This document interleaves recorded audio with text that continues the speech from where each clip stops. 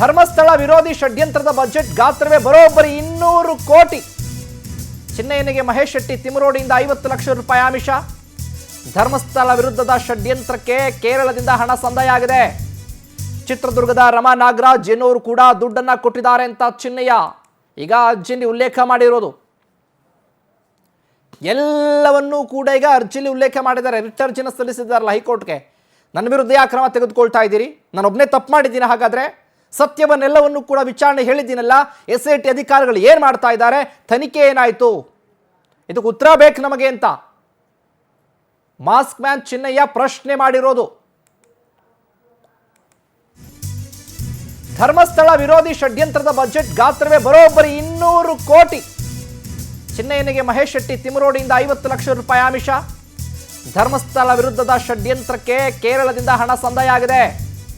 ಚಿತ್ರದುರ್ಗದ ರಮಾ ನಾಗರಾಜ್ ಎನ್ನುವರು ಕೂಡ ದುಡ್ಡನ್ನ ಕೊಟ್ಟಿದ್ದಾರೆ ಅಂತ ಚಿನ್ನಯ್ಯ ಈಗ ಅರ್ಜಿಲಿ ಉಲ್ಲೇಖ ಮಾಡಿರೋದು.